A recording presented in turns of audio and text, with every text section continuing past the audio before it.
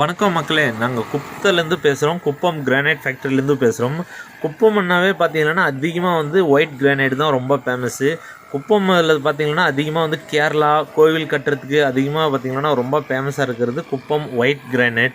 இது மாதிரி உங்களுக்கு ஒயிட் கிரானைட் கல் பாலிஷ் கல் வேணுமுன்னா நீங்கள் வந்துட்டு இந்த ஸ்க்ரீனில் தெரிகிற நம்பர் கால் பண்ணிங்களன்னா அதோட ரேட் எவ்வளோ, எங்கே டெலிவரி பண்ணணும், இல்லை நீங்களே எடுத்துகிட்டு போகிறீங்களான்றதை பற்றி நம்ம பேசலாம். உங்களுக்கு வேணுமுன்னா இந்த ஸ்க்ரீனில் தெரிகிற நம்பர் கால் பண்ணுங்கள். அதே மாதிரி உங்களுக்கு திக்னஸ் பார்த்திங்கன்னா 20 mm 30 mm 40 mm 50 mm அதுக்கப்புறம் எக்ஸ்ட்ரா அது என்ன சொல்லுவாங்க 3 இன்ச்சு 4 இன்ச்சு 1 அடி உங்களுக்கு என்னென்ன சைஸ் வேணுமோ சைஸுக்கு தகுந்த மாதிரி ரேட் வரும். அதே மாதிரி பார்த்தீங்கன்னா இந்த புஷ் ஆம்ரிங் பண்ணுவாங்க. புஷ் ஆம்ரிங்னா இப்போ பாருங்கள் பழம்னு அடிக்கிறதுன்னு சொல்லுவாங்க. நாங்கள்லாம் இந்த பழம்னு வந்து அடிப்பாங்க. இந்த பழம்னு அடித்தா வந்து அந்த நைஸ் கல் மேலே வந்து பார்த்திங்கன்னா புள்ளி புள்ளியாக வரும். அது வந்து பார்க்குறதுக்கு பார்த்திங்கன்னா ரொம்ப டிசைனாக இருக்கும், நல்லாயிருக்கும், லைஃப் லாங்காக இருக்கும். மறுபடியும் நம்ம கீழே ஃப்ளோரிங் போடுவாங்க.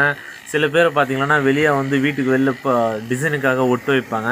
ஆனால் கீழே அதிகமாக பார்த்திங்கன்னா இது வந்து ஃப்ளோரிங்க்கு தான் போடுவாங்க. ஏன்னா பின்னாடி பார்த்திங்கன்னா ரொம்ப கிரிப் இருக்காது. ஏன்னா பின்னாடியும் பாலிஷ்ன்றதுனால அதிகமாக வந்து செவத்தில் வந்து ஒட்ட மாட்டாங்க.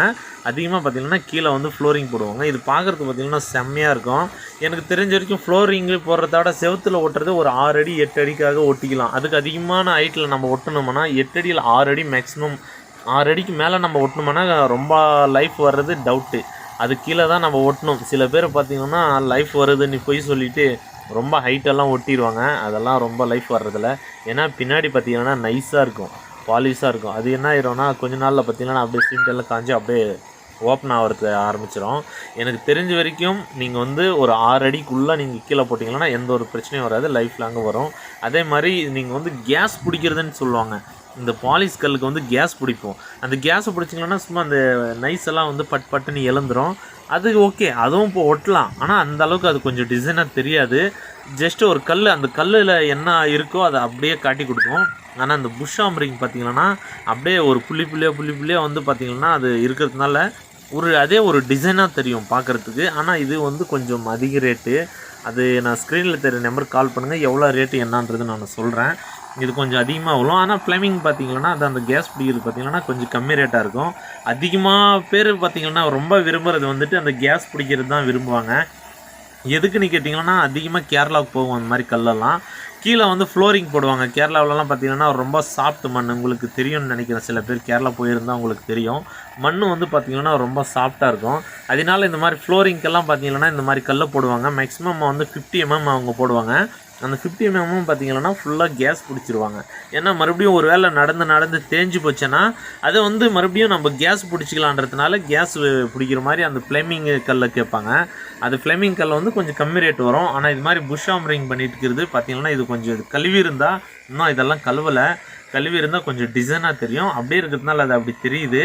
கழுவி பண்ணுங்களன்னா செம்மையாக இருக்கும். உங்களுக்கு பாருங்கள் அங்கே பழமனை வந்து எப்படி அடிச்சுட்டு இருக்காங்களா புஷ் ஆம்ரிங். இது வந்து பார்த்திங்கன்னா முன்னெல்லாம் வந்து பார்த்திங்கன்னா நாங்கள் கையிலேயே போட்டுன்னு அடிப்போம். இப்போல்லாம் அப்படி கிடையாது. கம்ப்ரேசர்லேருந்து பாருங்கள், கம்ப்ரேசர்லேருந்து ஒரு காற்று வரும், ஹேர் காற்று. அந்த ஏர் காற்றை வச்சுட்டு அது புஷ் பண்ணுங்களேன்னா அப்படியே டக்குன்னு அடித்து அந்த பாலிஷ் எல்லாம் வெளியாக்கிறோம். பாலிஷை வெளியாக்கினதுக்கப்புறம் அந்த புள்ளியெல்லாம் விழும். அங்கே பாருங்கள் எப்படி வருது டக்குன்னு. நல்லா முடிஞ்சதுக்கப்புறம் ரேட்டெல்லாம் பேசிட்டு நாங்கள் வெளியிலலாம் எக்ஸ்போர்ட் எல்லாம் பண்ணுறோம். நிறைய இடத்துக்கு வெளியில் கேரளா போகுது பார்த்திங்கன்னா, ஆந்திராவில் விஜயவாடா விசாகப்பட்டினம் எங்கெங்கே கேட்குறாங்களோ போகுது. ஆனால் அதுக்கு தகுந்த மாதிரி ரேட் வரும். ஏன்னா பார்த்திங்கன்னா வண்டி வாடகைலாம் அதிகமாக இருக்கும். கல் வந்து பார்த்திங்கன்னா இப்போ முன்ன மாதிரி வந்து ரொம்ப டக்குன்னு கல் கிடைக்கிறதில்ல.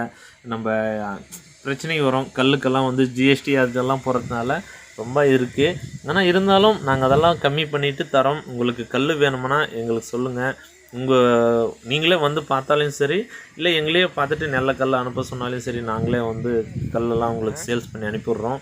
எங்களுக்கு ஸ்க்ரீனில் தர நம்பருக்கு நீங்கள் கால் பண்ணிங்களன்னா ரேட்டு எவ்வளோ என்னன்றதே நாங்கள் இது விலாவாரியாக சொல்கிறோம். ஏன்னா திக்னஸ் நிறையா இருக்குது. 50 mm 40 mm 20 mm அதான் திக்னஸ். உங்களுக்கு என்ன திக்னஸில் வேணுமோ அதுக்கு தகுந்த மாதிரி பண்ணிவிட்டு நான் உங்களுக்கு கொடுக்குறோம் கைஸ். அதே மாதிரி இந்த வீடியோ பிடிச்சிருந்தா லைக் பண்ணுங்கள், ஷேர் பண்ணுங்கள், கமெண்ட் பண்ணுங்கள், மறக்காமல் சப்ஸ்கிரைப் பண்ணிடுங்க. ஓகே கைஸ், பாய்.